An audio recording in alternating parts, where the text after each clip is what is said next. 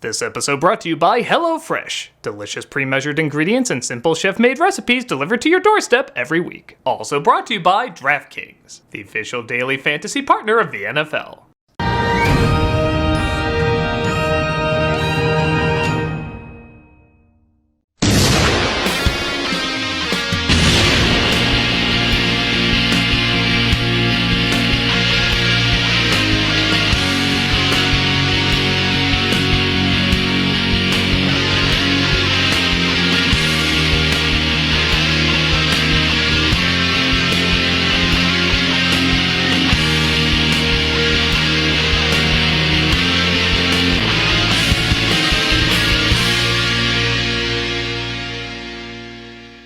Hello, I'm the Nostalgia Critic guy, remember, so you don't have to.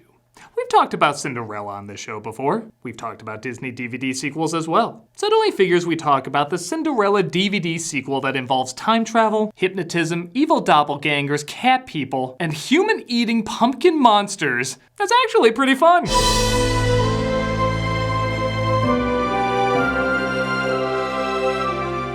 With a title like Cinderella III, A Twist in Time, you have to know you're gonna get something pretty crazy and unconventional. But unlike other Disney DVD sequels, it kinda works to its advantage. I'm not gonna pretend this is a sequel that needs to exist or structurally works on all levels, but it is one of those films you cut a little slack because what it does succeed in is so imaginatively wild, and what it doesn't succeed in still succeeds better than most of the others who tried it, including its previous sequel. So, have I gone insane, or is there some really legit, enjoyable, and creative ideas behind what should have been Disney's most embarrassing DVD sequel? Which is saying quite a bit. Well, let's go back in time to 2007 to find out. This is the weirdest but arguably coolest Cinderella sequel, Cinderella III, A Twist in Time. This perfectly perfect day, there is magic in the air. Okay, sit down, come on, don't be like that, come on, you act like a grown man watching fairy tales is weird.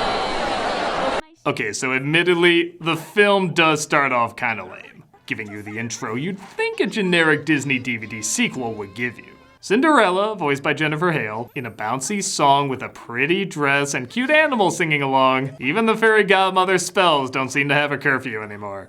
Aside from the animation looking really sharp, if you're like me, you'd probably turn this off pretty fast.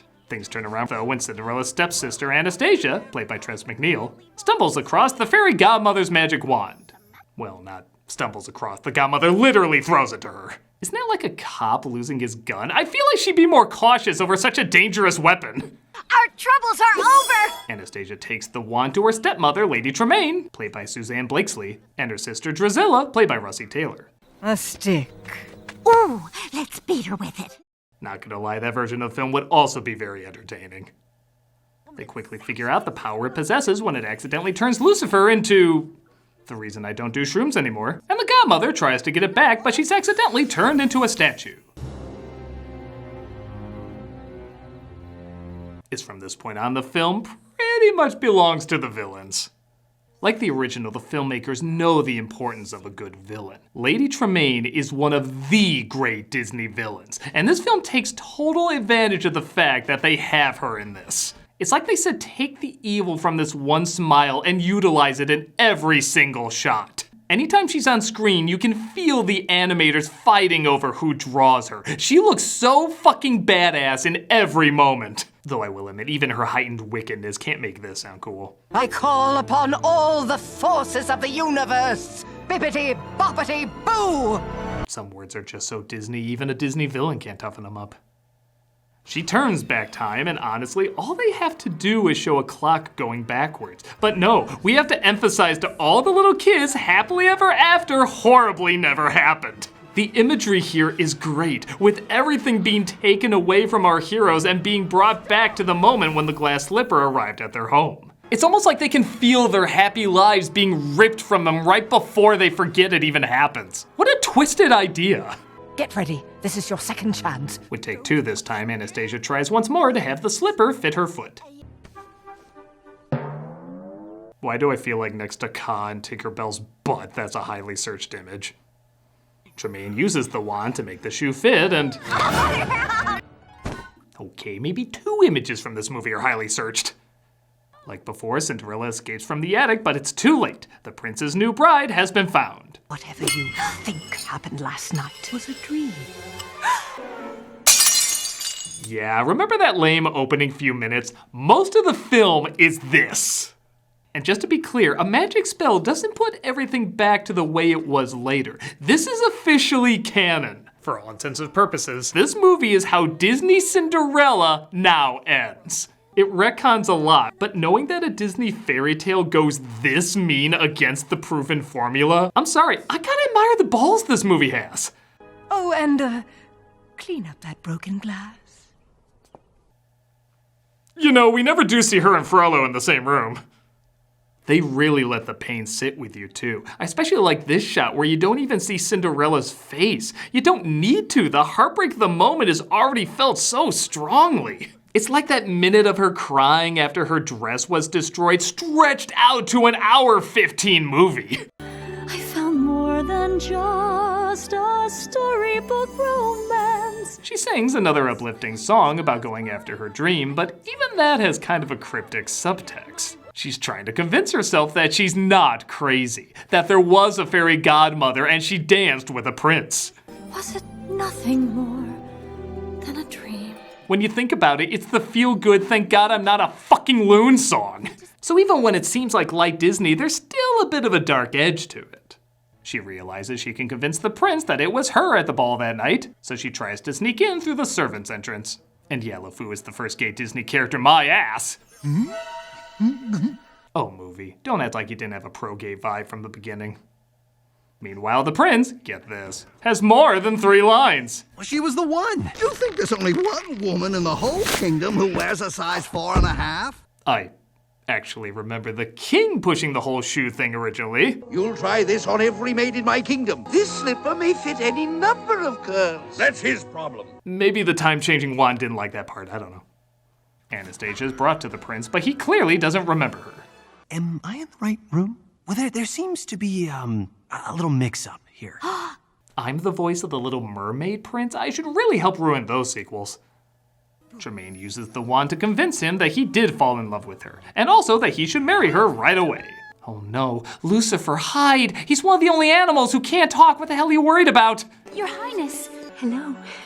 Cinderella does meet up with the prince, but he has no memory of her at all. Again, this is a wonderfully mean moment. I'm gonna marry her tonight. Once you dance with someone like Anastasia, you don't want to waste any time. I'll let you go. But it was me. That face you make when you realize the remake of You has you actually like being locked in an attic. Cinderella gives up trying to convince the prince, but the mice let her know that Tremaine is using her wand to hypnotize him. Would that also explain this weird hand thing he's got going on? Well, just now when I touched her hand, I felt nothing. Yeah, this is where the movie gets a little dumb again. I like the idea that something convinces him that Anastasia is the wrong woman and Cinderella's the right woman, but he has this theory that when you touch a woman's hand, you immediately know you're in love. If it was like touching her hand broke the spell and brought his memory back, that'd be one thing. But even before the spell is cast, he says you can tell you're in love by just holding her hand. You said the first time you touched her hand, you just knew. You know it's love when you touch someone's hand. And when our hands touched, that's when I knew I'd found true love. You knew that just by touching her hand? With all the problems people bring up with the Cinderella story and all the ways they try to update it in this one, this is one of the stranger additions. And as we clearly established before, this series is for foot fetishists, not hand fetishists. I know it's gonna sound weird, but this film is too good for something like this. I don't know, lady, you've tried to kill me 3 times. Whoa, whoa, whoa, the hand says we're in love! Let me get that axe you were asking for. Don't ruin this. Go get him, Twinkle Toes. It's pretty funny that Anastasia just keeps the slipper on throughout the entire film, making her already awkward dance moves even more awkward. The king takes her aside, though, and gives her a surprisingly tender moment. He reveals that his wife was a terrible dancer too, but it's the little things that brought them together, like a shell they found on the beach the first time they met that he's passing on to her. Isn't it lovely? We found it while walking by the water the day we met. Thank you, Your Majesty. How did the king become the character I'm emotionally invested in the most? The film also surprisingly makes Anastasia a sympathetic character. This is especially clever because this is actually a holdover from the previous god-awful sequel. Anastasia was made a lot nicer and her and Cinderella actually got along. Even the head of the servants is technically from the last film as well. Where a lot of series simply like to write out sequels they don't like, I much more appreciate accepting the challenge of working with previous bad films. But aw snap, shit's getting real! Clean this up. Cinderella breaks into her stepmother's room to try and get the wand, and by God, if this isn't a fucking suspenseful scene! Keep out of the maid's way, girls. Isn't that right? Bitch behind you! Cinderella! You know, the servants here are subpar, and you've always been good at that. You want a job?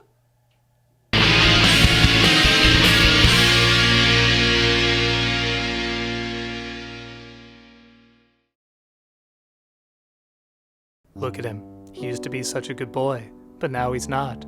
Because he stopped eating HelloFresh. Yeah, that's what happened. He used to eat HelloFresh every day and then he stopped. Now look at him. He's not there. He's not the same. He's not the same. Look at him. Look, that's the Tuck you knew, and now he's gone because he's not eating HelloFresh. With HelloFresh, you get fresh, pre-measured ingredients and mouth-watering seasonal recipes delivered right to your door. Skip trips to the grocery store and count on HelloFresh to make home cooking easy, fun, and affordable. That's why it's America's #1 meal kit. Oh man, you can get better value with HelloFresh. HelloFresh is over 30% cheaper than shopping at grocery stores, with pre-portioned ingredients that ensure you won't spend money on excess food that ends up going in the trash. What happened to you, Douglas? What happened to you? Not eating HelloFresh is what happened to you, you fool! HelloFresh offers the flexibility you need to easily customize your order on the app within minutes. You fool! Easily change your delivery date, food preferences, and plan size, or skip a week whenever you need to. And you know what's so great? You know what's so great? He's not a good cook. Well, okay, especially not now because he's just sitting there, but before, he really couldn't cook anything, but HelloFresh made it so easy. So easy. The instructions were easy, the ingredients were there. HelloFresh did it all, you madman. Despite all this, we're still gonna give you a special offer. Go to HelloFresh.com/Critic14 and use the code Critic14 for up to 14 free meals, including free shipping. That's HelloFresh.com/Critic14 and use the code Critic14 for up to 14 free meals, including free shipping. Why did you stop, Douglas? Why did you stop? Wait a minute, not doing something like that couldn't do this to a person? I'm silly. It was because he gave up DraftKings! I know, they're so similar I mixed them up. He could have won $1 million. Yes, $1 million! Let me tell you more! Because now is the time to celebrate. The NFL is finally back and DraftKings, the official daily fantasy partner of the NFL, has millions of reasons why you should be excited. To kick off the football season, DraftKings is giving new customers a free shot at a $1 million top prize. With a total of $4 million up for grabs for Thursday's opener. Fool! Getting in on Thursday night's single game showdown is easy. Draft 6 players from the season opener. Stay under the salary cap and see how your team stacks up against the competition. It's that easy. So head to the app now. Feel the NFL action like never before with a free shot at $1 million payday. Go! Why aren't you going? Oh fine, I'll tell the people at home to go, you fool! Just download the DraftKings app now and use the code CRITIC. This week new customers can get a free shot at the $1 million top prize and $4 million in total prizes. Enter the code CRITIC to get a free shot at the $1 million top prize with your first deposit. That's code CRITIC only at DraftKings, the official daily fantasy partner of the NFL. Minimum $5 deposit required. Eligibility restrictions apply. See DraftKings.com for details. Don't be like this fool! This fool! Fool! Bye.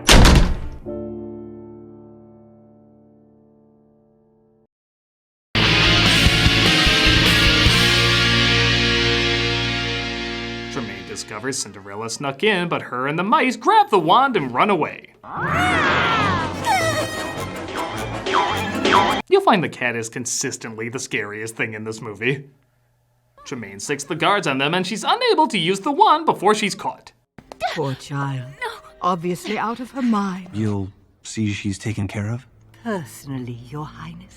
We know just the beating stick to take her out with. She's placed on the first ship leaving the kingdom, but in weirdly the most catchy song in the movie. The mice let the prince know what's going on. He follows remarkably well.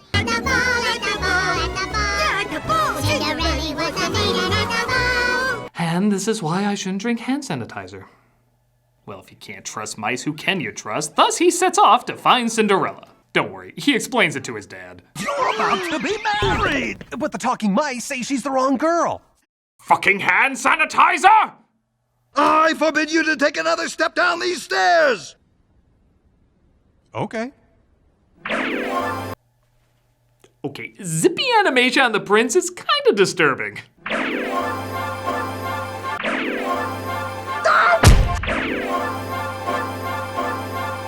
The servant girl. Where is she? This horse eats balls. He's told about the ship she's on, and he swings in just in time to save her. Remember me? No, I was dancing with a boy named Aladdin. See, how does it feel? They touch hands, which equals love. What if she had her gloves on? Would it count then? Leading to him immediately proposing to her. And I hate to admit it, this is a pretty cute joke. Will you marry me, Cinderella? Actually, it's Cinderella. Did you actually me? Wedding's off! So they're reunited, they turn the ship around and plan their grand wedding. All's well that ends 20 minutes left? What the hell could fill 20 minutes left? Oh, the craziest shit in the movie! Yes, there's a second climax that, once again, probably isn't needed, but sweet Jesus, it's some of the best stuff in the film. Lady Tremaine uses the wand to transform Anastasia to look like Cinderella, banishes her inside a dark, gooey pumpkin that lassos a horse with thorny vines, and is driven by a human version of Lucifer who's going to plunge it off a cliff. If a dream is a wish your heart makes, this is a nightmare acid gives you from a dealer pissed off you didn't pay full price. Lucifer? Yes, I think I actually am now. Ha ha ha ha ha! Hold on! This is like if Tim Burton tackling Disney properties turned out to be a good thing. I don't think anyone could predict a second DVD sequel to Cinderella would have anything like this, but man is it wild. Even Lucifer's laugh is enjoyably psychotic. How did they combine the Disney Headless Horseman laugh with the walk-in Headless Horseman laugh in one voice? Bad kitty. Cinderella escapes in time and makes it back to the palace to stop the wedding. I'll admit, it's pretty cool that in these climaxes we get one of the prince saving her and one of her saving the prince. Like they really do help each other out back and forth. Though let's be honest, it really is the mice doing all the work. I can't wait for their tell-all story. Halt! You will not interrupt your wedding. Wait. I don't. Anastasia finds she can't go through with it and confesses to everything. Tremaine tries to force a third climax, but that literally backfires and the film finally starts to wrap up, with Anastasia changing back and even the fairy godmother being restored back to normal.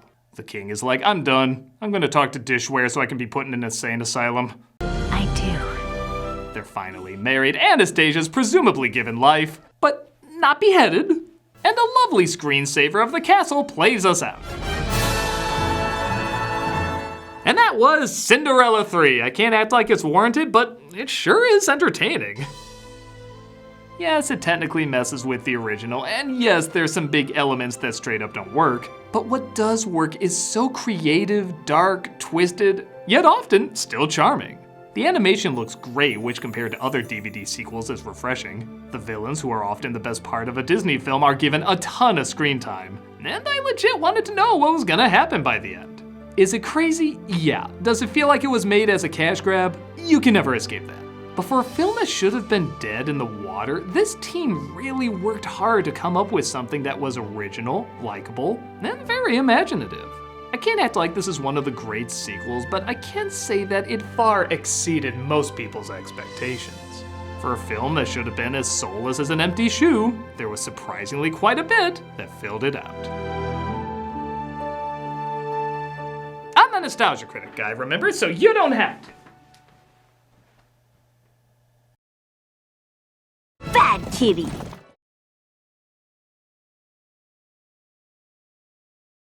Hey, Doug Walker here doing the charity shout out. If you've been watching the news, you probably know about Hurricane Ida that has been making its way through South Louisiana. It's just left a whole wave of destruction in its path. So the charity we're doing this week is the Baton Rouge Area Foundation. As they say on their site, Hurricane Ida's lashing winds toppled buildings, cut power to hospitals, and caused widespread flooding across South Louisiana.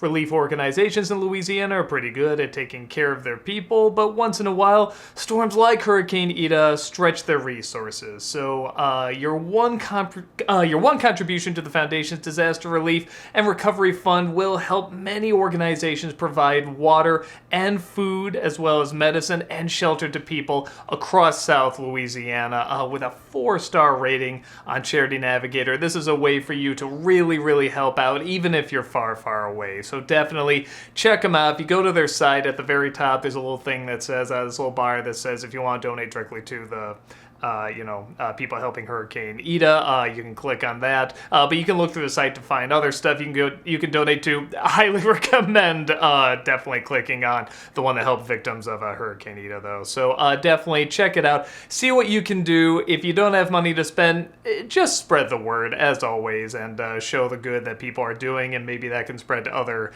people doing as much good as possible. So thank you so much, and take care.